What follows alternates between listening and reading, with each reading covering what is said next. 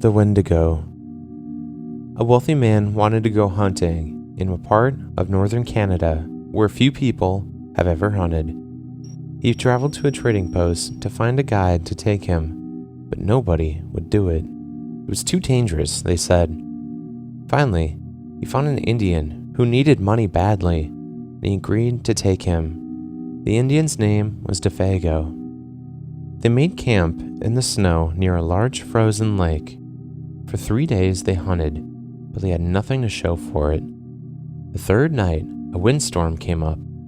They lay in their tent, listening to the wind howling and the trees whipping back and forth. To see the storm better, the hunter opened the tent flap. What he saw startled him. There wasn't a breath of air stirring, and the trees were standing perfectly still.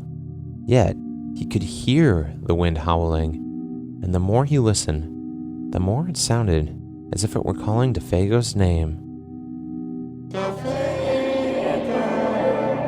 It called.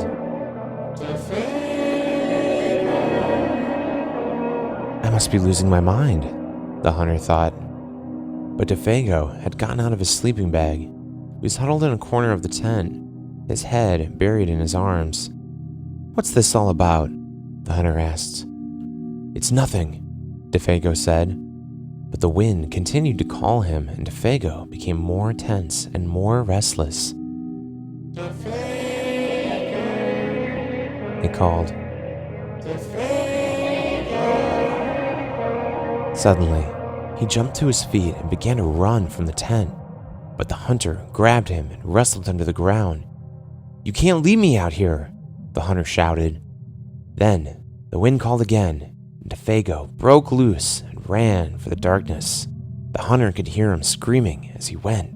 Again and again he cried, "Oh, my fiery feet, my burning feet of fire!" Then, his voice faded away and the wind died down. At daybreak, the hunter followed Defago's tracks in the snow. They went through the woods, down toward the lake, then out into the ice. But soon, he noticed something strange. The steps Defago had taken got longer and longer. They were so long, no human being could have made them. It was as if something had helped him to hurry away. The hunter followed the tracks out into the middle of the lake, but there they disappeared. At first, he thought that Defago had fallen through the ice, but there wasn't any hole. Then, he thought something had pulled him off the ice into the sky, but that made no sense. As he stood wondering what had happened, the wind picked up again. Soon, it was howling as it had the night before. Then, he heard Defago's voice. It was coming from up above. And again, he heard Defago screaming, "My fire feet! My burning feet!" But there was nothing to be seen.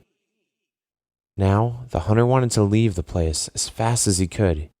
He went back to camp and packed. Then, he left some food for Defago and started out. Weeks later, he reached civilization. The following year, he went back to hunt in that area again. He went to the same trading post to look for a guide.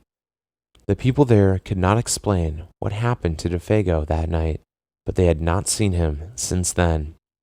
Maybe it was the Wendigo, one of them said, and he laughed. It's supposed to come with the wind.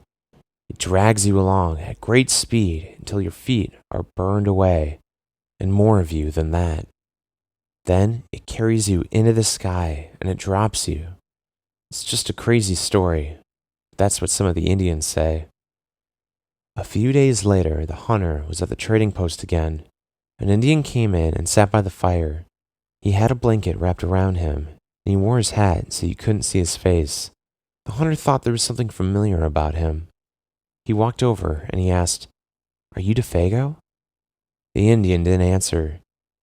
"Do you know anything about him?" No answer. He began to wonder if something was wrong, if the man needed help, but he couldn't see his face. "Are you all right?" he asked. No answer. To get a look at him, he lifted the Indian's hat. Then he screamed. There was nothing under the hat but a pile of ashes.